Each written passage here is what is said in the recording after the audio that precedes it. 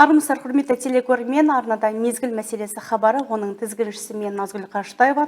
Бүгінгі студиямыздағы қонақ Қызылорда облысы полиция департаменті криминалдық полиция басқармасының бастығы Қанат Өсербайұлы. Қанат Өсербайұлы, студиямызға қош келдіңіз. Қайырлы күн. Жалпы енді қазіргі таңдағы департаментке тоқтала кетсеңіз, департаменттің алдына қойған негізгі мақсаттары және де қандай шаралар қолға алынып отыр? Жалпы біздің, яғни ішкі істер органдарының басты міндеті ең алдымен тұрғындардың қауіпсіздігін қамтамасыз ету болғандықтан біз көшелер мен қоғамдық орындарда құқық бұзушылықтың алдын алу бағытында жұмыстарды күшейттік. Заң мен тәртіп қағидаты аясында полицияның бұқара халық алдындағы ашықтығын қамтамасыз ету бағытында әрдайым әлеуметтік желілерге атқарылған жұмыс нәтижелерін шығарып отырамыз. Өткен жылы республика көлемінде жалпы барлық қала аудандық бөліністерде жедел басқару орталықтары құрылды. Оның облыс көлемінде барлығы 616 дана бейнебақылау камералары мен 54 дана стационарлық жылдамдық өлшегіш құрылғылар құрылды.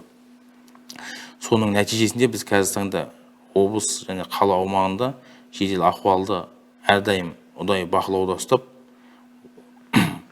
жедел әрекет ету, сондай-ақ осы бағытта жұмыстар әрдайым жалғасын тап, азаматтарға уақытында хабарламаларына уақытында тез арада көмек көрсету. Негізгі міндеттеріңіз бірі. Көмек көрсетеміз. Жалпы енді өзіңіз жаңа атап өтіп отырсыз, жедел басқару орталығы қазіргі таңда бұның тиімділігі қандай? Және де соңғы уақытта өңірімізде түрлі заманауи үлгідегі камералармен қамтылып жатыр. Бұлар қалай жүзеге асып жатыр? Қазіргі таңда жедел басқару орталықтарының мүмкіндіктері жоғары. Бұл жерде 24 сағат бойы бір тәулік тынымсыз қызметкерлер екі кезеңмен жұмыс істейді. Барлық бейнекамералар қала көлемінде аймақтардың бәрін қамтып отыр. Сондықтан кез келген құқық бұзушылық, әкімшілік болсын, қылмыстық құқық бұзушылық болсын, қызметкерлер дер кезінде ахуалды бақылауға алады. Әрдайым сол жерден жақын нарядтар дер уақытында тұрғындарымызға көмек бере алады. Бұл жедел басқарудың тиімділігі жоғары деп айта аламыз. Қанат мырза, жалпы енді өзіңіз криминалдық салада жұмыс жасағаннан кейін қазіргі таңдағы аймақтағы ахуалды қалай деп бағалауға болады? Жалпы қылмыс пен құқық бұзушылықтың алдын алу нақты міндетіміз болғандықтан бұл мақсатта біз енді тәртіп сақшыларымен атқарылған жұмыстар нәтижелі. Өңірдегі жедел жағдай мен қоғамдық саяси ахуал қазіргі таңда тұрақты. Жалпы 2025 жыл министрмен профилактика жылы болып бекітілуіне байланысты біз осы профилактикалық жұмыстарға, қылмыстың алдын алу бағытында жұмыстарға көп мән бердік. Соның нәтижесінде өткен жылы қылмыстардың тіркелу 2%-ға төмендеді. Енді 2%-ға төмендеді. Жалпы саралай кетіңізші, қай бағыт бойынша 2%-ға төмендеп отыр? Денсаулыққа зиян келтіру, алаяқтық, болмаса кісі өлтіру, тонау, зорлау? Енді қылмыстардың жекелеген түрлеріне тоқталатын болсам, бұл жерде денсаулыққа ауыр зиян келтіру, сондай-ақ ұрлық, тонау қылмыстары, бұзақылық қылмыстары тіркелу төмендеді. Сондай-ақ адам өлтіру, мал ұрлықтары қылмыстарына өсуіне жол берілген жоқ. Жалпы қылмыстардың тіркелуі төмен, ашылу көрсеткіші жоғары. Жалпы 2025 жылы қанша қылмыс тіркелді, соны қаншасы ашылды?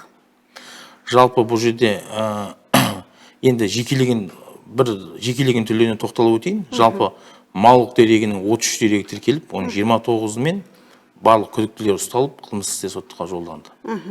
Өзге де қылмыстар?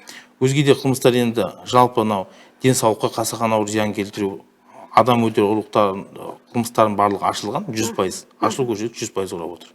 Ал жыл басынан бергі тіркелген оқиғалар бар ма? Қазіргі таңда ма? Қазіргі таңда жыл басынан 2 кісі өлтіру дерегі тіркелді, 2-і де ашылды, қылмыстық істер сотқа жолданды. Денсаулыққа ауыр зиян келтіру қылмыстары бойынша да ашылу көрсеткіші 100%. Қылмыстарды жаңа атап өткендей, барлық жеке құрамы жұмылдырылып, жедел басқару орталықтары бар. Арнайы қызметкерлердің кәсібилігінің арқасында қазіргі таңда көрсеткіштеріміз жоғары. Жалпы енді осы ретте сталкинг бойынша қазіргі таңда республика бойынша ең актуалды болып отырған тақырыптардың бірі. Біздің өңіріміздегі ахуал бұл бойынша қалай? Енді қазіргі таңда қазіргі заман несіне байланысты қазір жаңа заң жобасына сталкинг бойынша қылмыстық кодекске енді. Бұл қылмыстық сталкинг. Қазіргі таңда жыл басынан тұрғындар шағымдар бар бұл бойынша. Жаңа бұрынғы өзінің жігіті болмаса бұрынғы жұбайы артынан жаңағы қадағалап бақылау жүргізу шағымдар бар. Бірақ енді бұл деген қазіргі таңда біздің ары қарай қылмысқа жол берген жоқпыз. Тұрғындардың шағымдарын дер уақытында қабылдадық. Дер уақытында шешімдер қабылданды, қылмыстар қозғалды. Қазіргі таңда тергеп-тексеру амалдары жүргізілуде. Тергеу барысымен тиісті процессуалдық шешімдер қабылданады. Жалпы енді осы сталкинг бабы бойынша 2 іс сотта қаралып, екеуіне де 25 тәулікке бас бостандығынан пока шектеу жазасы тағайындалған. Осы ретте ішкі істер органдарының қызметкері ретінде, нені құлаққағыс ретінде ескере кеткен жөн ер азаматтарымыз? Енді бұл жерде ескере кеткенде, енді ол жерде қалыптасқан ахуалға біріншіден баға беру керек. Ол енді оның артынан енді бейтаныс азамат болса, онда түсінікті. Көп дерек бізде қазіргі таңда жыл басынан тіркеліп жатқан сталкинг бойынша өзінің таныстары артынан жүретін.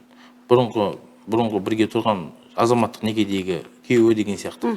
Енді ондай жаңағы тұрғындар, азаматшалар, егер одан бір қауіп сезінетін, қауіп бар екен, қауіп қатер бар екен білсе, бізге алдын ала келіп ертерек хабар беруін сұраймыз. Елдің тұрғындардан соны сұраймыз. Что қылмыстық оқиғалардың себеп салдарына жол бермеу мақсатында ертерек шағымданса, біз дер уақытында шешім қабылдаймыз. Жаңа Қанат мырза, енді өзіңіздің сөзіңізде айта кеттіңіз, мал ұрлығында көрсеткіші төмендеп отыр деп. Қазіргі таңда аймақтағы, ауылдағы, аудандағы ахуал қалай болып жатыр? Өздеріңізбен бірге мал базарларына түрлі рейдтер ұйымдастырылады. Мал басына сырғалау бойынша да осыған тоқтала кетсеңіз. Жалпы қазіргі таңда енді білесіз, біздің облысымыз орналасу ерекшелігіне байланысты мал өсіруге ыңғайлы аймақ. Қазіргі таңда мал ұрлығы күрделі мәселелердің бірі, оны жасырмаймыз. Облыс көлемінде жалпы мал шаруашылығына қатысты, мал шаруашылығымен айналысатын 1529 шаруа қожалығы бар екен қазіргі таңда есепке алынған. Енді біз бұл уақытта Ішкі істер министрлігінің бағдарламасы бар, бөтелмелікті қорғау жөніндегі 24-26 жылдағы бағдарлама. Осы бағдарлама нақты тапсырмалар мен міндеттер көрсетілген, айқындалған. Осы бағдарламаның аясында біз қызмет жасаудамыз. Жалпы 2025 жылдың 12 айында мал ұрлықтарын ашу көрсеткіші 7%-ға жақсарған, тіркелуі сол ағымдағы жылмен тұрақталған. Жалпы енді бағана атап өттім, мал ұрлықтарына қатысты 29 адам қылмыс жауапкершілікке тартылды өткен жылы. Мал ұрлығын алдын алу бағытында, жаңа өзіңіз атап өттіңіз, мал ұрлығы іс-шарасын біз жедел профилактика іс-шарасын ұдайы ұйымдастырып тұрамыз. Мезгілмен осы уақытта жаңа мал базарлары, ет сататын дүңгершіктер, солардың құжатсыз малдардың барлығы тексеріледі. Арнайы жоспар құрылып, бүкіл жеке құрам осыған жұмылдырылады. Қазіргі таңда енді бізге өзекті мәселе, тұрғындарға құлаққағыс, бізге өзекті проблемалардың бәрі қазір малдардың қараусыз жүруі. Көп бізге шағымданатын тұрғындардың көпшілігінің несі, бұл жерде елді мекендерде фада ұйымдастырылмаған, мал қараусыз, сосын мал ұрланды ма, жоғалды ма, арада біршама уақыт өткен екен, 1 ай, 2 ай болмаса 1 жыл өткеннен кейін шағымданады. Осы кезде біз қылмыскер уақытына құрықтауына бізге мүмкіндіктер почти жоқтан қасы болады. Сондықтан тұрғындарға уақытылы шағымдануды, уақытылы хабардар беруді, сол әкімшілік аймаққа бекітілген учаскелік инспекторге. Сондай-ақ енді қазіргі таңда проблема мәселе малдардың қараусыз жүруі. Енді бұл жерде ауылдарда әкімдіктермен бірлесіп, жаңағы малды кезекпен бағу сондай ұйымдастыру керек. Өйткені қараусыз мал қайда кеткен кейін түбін шығару бізге қиындық туғызды. Жалпы иесіз малдарға, иесіз жүрген малдарға, оның тұрғындарына қандай шаралар көріледі? Енді өткен жылмен иесіз жүрген малдардың егелеріне 1100 азаматқа әкімшілік жауапкершілік тартылған.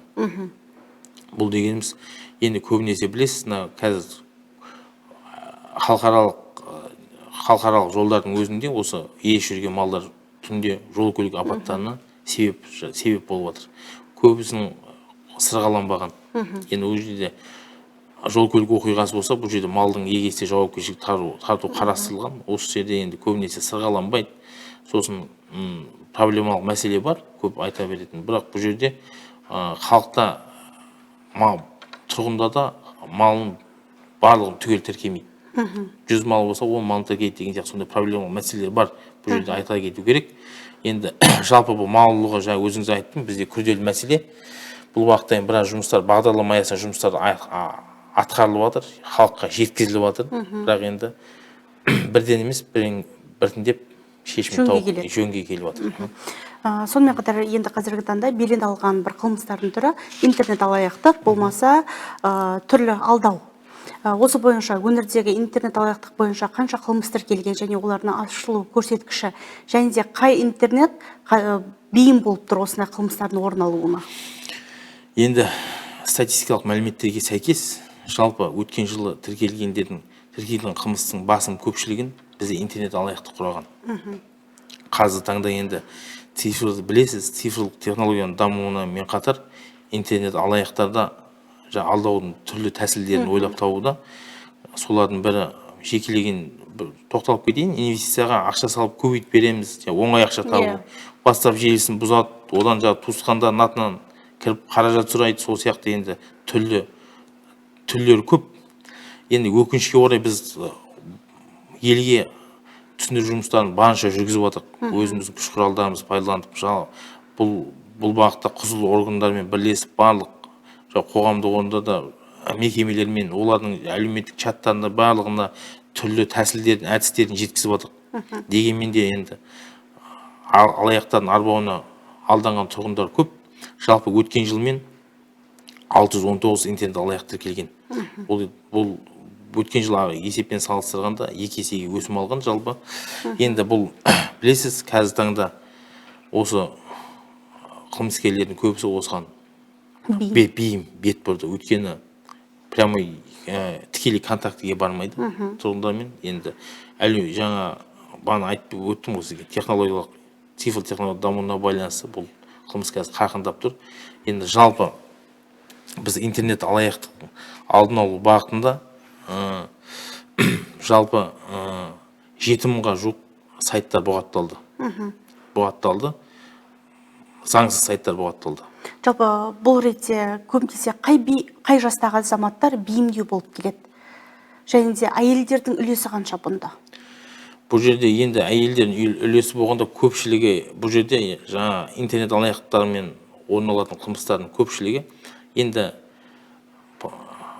дерлік 50% бұл интернет алаяқтық бізге басқа мемлекетте отырып алып жасай береді. Бұларды жауапкершілік тарту енді халықаралық деңгейде, білесіз, біз ішкі істер министрлігіне береміз, олар арада халықаралық жаңа келісімшарттар бар, сондайдың деңгейіне жүзеге асырылады.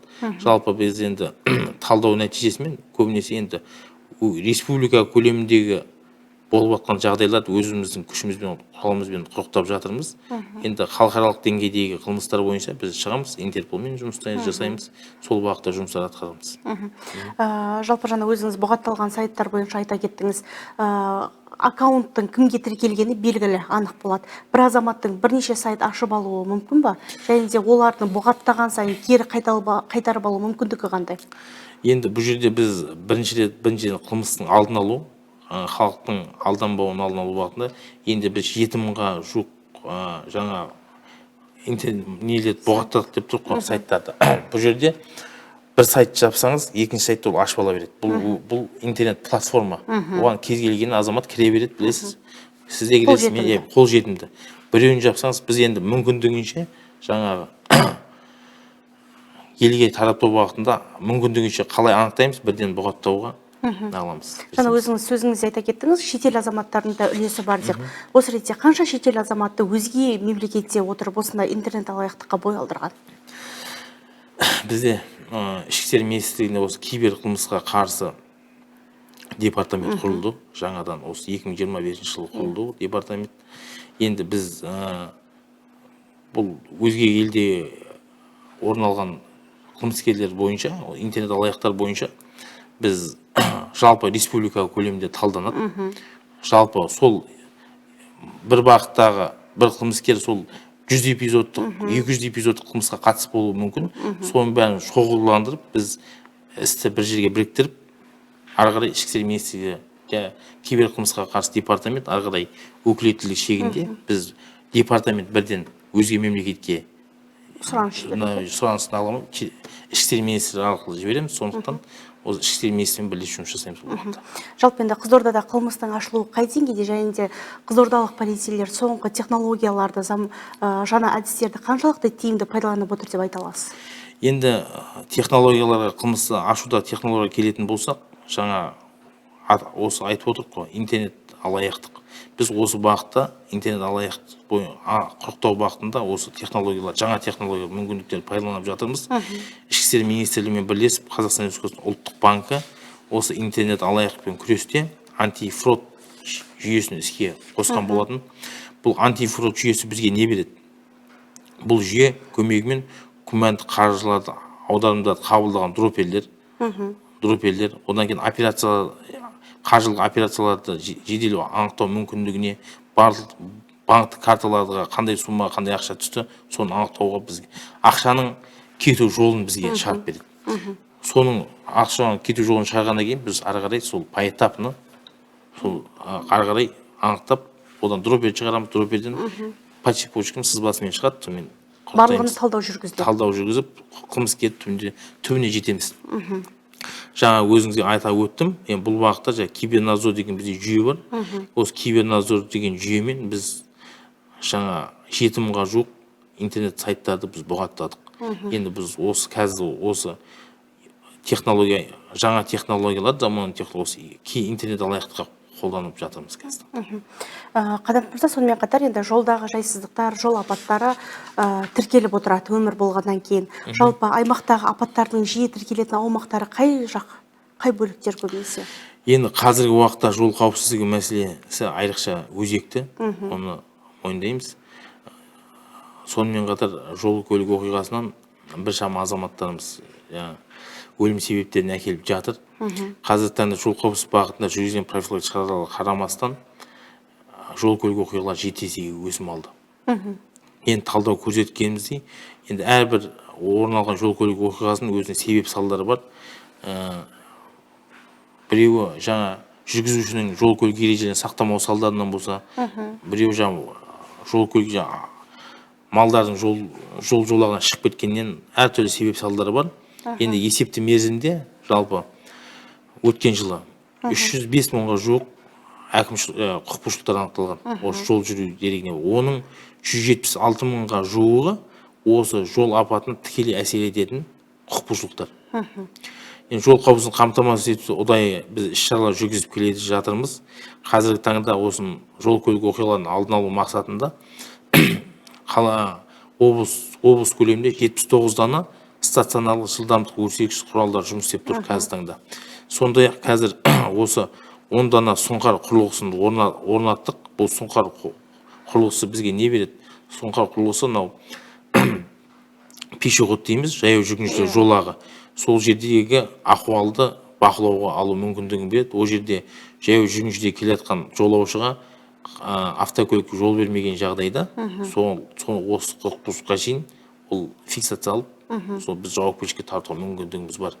Енді көбінесе жаңа талдау нәтижемен жаңа жаяу жүргінші жолағында да адам қағып кету деректері орын алып отыр. Бұл осыған мүмкіндік береді. Жалпы енді осы қазіргі таңда білесіз, бүгінгі күні облысымызда барлық халықаралық жолдар жабылды. Күннің несіне байланысты, жиі ауа райының қолайсыздығына байланысты. Бізде осы уақытта жол көлік оқиғалары көптеп тіркелуі осы уақытта болады. Осыған байланысты бағдарламаны пайдаланып тұрғындарға жеткізгім келеді. Жолда жүргенде абай болыңыздар, сақтық ережелерін сақтаңыздар. Көбінесе жүргізушілер ескертпелерге құлақ аспайды. Діттеген жеріне жетудің амалын жасап жатады. Осы ретте тұрғындардың құлақ қағыс ретінде ескертпелерді елемеу қаншалықты заңды?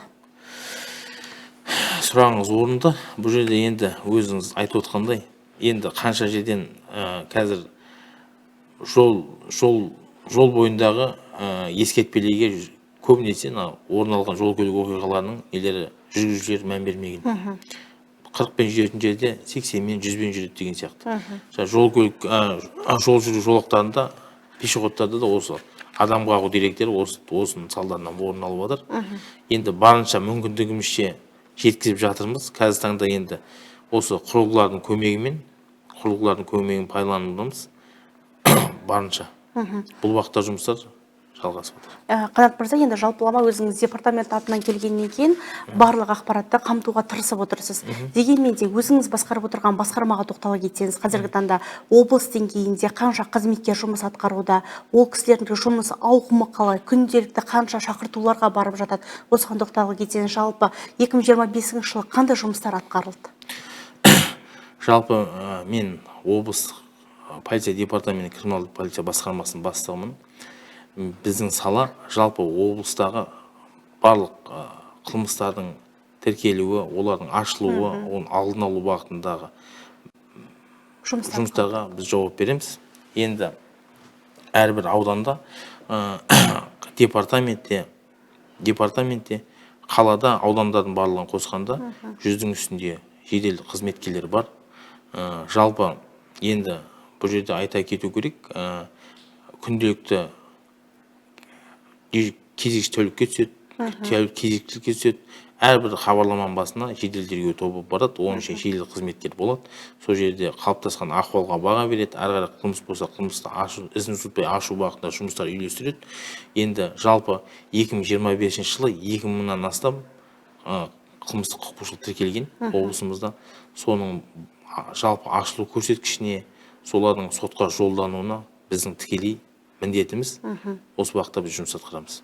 Жалпы жастар арасында қазір қылмыс деңгейі қай деңгейде деп атап өтуге болады? Енді жастар арасында қазір топтық төбелестер, бұл мектеп аралық енді. Мектептің ішінде топтық төбелестердің алдын алу бағытында, енді сосын маргиналды жастар дейміз, топтық төбелестердің алдын алу бағытында қазір біз ұдайы мектептерде жұмыс жасап отырық. Әрдайым семинарлар, түсіндірме жұмыстары, оның соңғы қылмыстың соңғы не болады, жаза қандай болады, қандай жауапкершіліктер тартылады, соған дейін жеткізіп жатырмыз. Ең көбінесе мектеп жасындағы жастардың арасында құқық бұзушылыққа көп бейім жол беретін, бұл енді толыққанды отбасынан шықпаған жастар. Солар көбінесе осы қылмыстық құқық бұзушылыққа, бұзақылыққа, тонау қылмыстарына, осыларға көп солар жасайды. Жалпы жыл басынан осы жастар арасында біз жаңа 2-3 азамат бірігіп, жаңа ұялы телефон тартып қоюдың осы жастар арасында 6 дерек анықталды жыл басынан. Енді біз оны анықтап, құрықтап сотқа жібердік. Дегенмен енді шектелген, жасалған жұмыстарға қарамастан, енді ол тәрбиеге көнетін бар, тәрбиеге көнбейтін бар. Енді барынша жұмыс жасап жатырмыз. Енді бір айта кететін мәселе, осы жастардың арасында қазір синтетикалық есірткіге құмар жастар көбейіп баратыр. Бір жалпы енді бұның алдын алу бағытында жалпы бірден осы есірткі қылмыстарына да тоқтап кете салайын. Жалпы 2025 жылдың қорытындыладық есірткі саласына байланысты облыста жылдық көлемінде Қарасора іс-шарасы ішкі істер министрлігімен бірлесіп өткізіледі. Бұл Қарасора іс-шарасы осы трансұлттық жаңа есірткі тасымалдау, оны халыққа жеткізбеу, осы бағытта есірткі арналарын жою бағытында жасалған дүние. Бұл енді біз осы жерде айта кету керек. Жалпы есірткі желілерін, жолларын 2025 жылы 112 қылмыс анықталды есірткіге қатысты. Соның 69-ы есірткі өсіру дерегі, сатудың 31 дерегі, жарнамалаудың 6 дерегі, есірткіні ірі көлемде сақтаудың 5 дерегі анықталды. Заңсыз айналымнан 1 тонна 800 килограмм есірткі затын алдық, тәркіледік, жойылды. Үй жайларында сора өсімдігін өсіретін 5 фитозатхана анықталды. Қазіргі таңда енді өзіңіз айтып өттіңіз, жастардың көбінесе ден қоятын осы синтетикалық есірткіге мән беріп жатыр. Біз енді бұны қалай жолын кесеміз?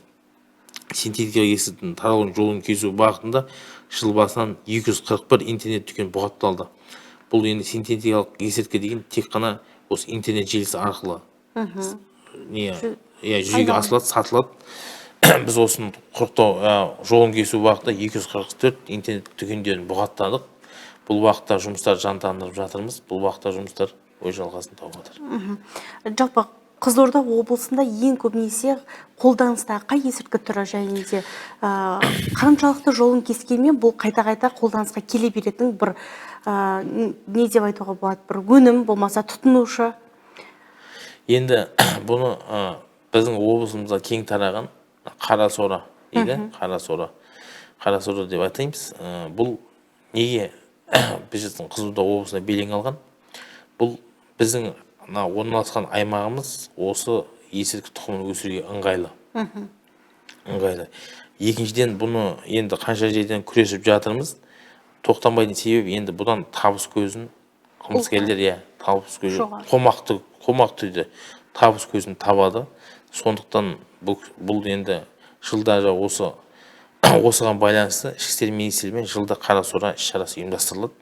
Ол осы маусым айынан басталады, қазан айына шейін жалғасын табады. Сол аралықта біз барлық осы Қызылорда облысының аймағындағы шекаралас Түркістан облысы бар, Ұлытау облысы бар, сол шекаралас аймақтардың бәрін осы ішкі істер министрлігімен бірлесіп қамтып, сол аймақтарға осы қарасора өсімдігін егуге ыңғайлы аймақтардың бәрін зерделеп құрықтаймыз. Егер анықтап жатсақ, енді жолын кесу, сақтау деректерде, сату деректерде азаяр емес, 31 дерек анықталған былтыр жылы сату дерегі.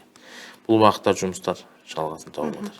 Қанат мырза, жаңа енді өзіңіз айта кеттіңіз ғой, жастар көбінесе мектеп жасында болмаса колледж оқитын студенттер арасында қылмыс кейбір сатылар бойынша белең алуда. Дегенмен осы соңғы кездері ақпарат көздерінде, әлеуметтік желілерде кәмелетке толмаған қызға байланысты зорлау дерегі бойынша дұрыс сараланбады деген ата-аналардың уәжі жүр. Осы ретте өзіңіз не айта аласыз? Енді бұл жерде қылмыстың қай уақытта, бұл бірінші кезекте айтып кеткен жөн, кез келген қылмысты қай уақытта ол кісілер шағымданды. Енді білесіз, ол енді зорлау қылмысы болғаннан кейін ол жерде арнайы сараптамалар тағайындалады. Ол сараптамалар өз қорытындысын табу керек. Егер ол сараптамалар уақытында алынбаса, уақытында сараптама тағайындалмаса, қылмыскердің кінәсін дәлелдеу қиын. Сондықтан енді жалпы бұл қазіргі таңда зорлау қылмысы енді көбінесе бізде төмен, тіркелу жағдайы төмен. Дегенмен арагідік тіркеліп отыр. Арагідік болады. Жалпы Қанат мырза, енді хабарымызды қорытындылай келе, басқарманың алдыға қойып отырған негізгі міндеттеріне тоқтала кетсеңіз. Негізгі міндетіміз енді жалпы заң мен тәртіп қағидаты бойынша халықпен ашықтық, қылмыстың алдын алу бағытында, болдырмау бағытында нақты міндетіміз, болған қылмыстың ашу бағытында. Жалпы енді біздің әр өз облыстың қалыптасқан несіне байланысты, қалыптасуына байланысты бізге енді жеке қылмыстың жекелеген жағы, сора өсімдігі, жаңағы мал ұрлығы деген сияқты көптеп орын алатындар бар. Енді осы бағытта жалпы өзіміздің жылға қойған мақсатымыз, жоспарымыз бар. Енді алдағы уақытта жалпы саяси науқан келе жатыр. Біз енді аман-есен осы бір тәулік 24 сағат осы халықтың қауіпсіздігін қамтамасыз етіп, құқық бұзушылықтың алдын алу бағытына жұмыстар атқарамыз. Өзіңізге арнайы алғыс білдіреміз, студиямызға келіп барлық құнды ақпараттармен бөліскеніңізге. Құрметті көрермен, осымен біздің хабарымыз тамам. Келесі кездескенше сау саламатта болыңыздар.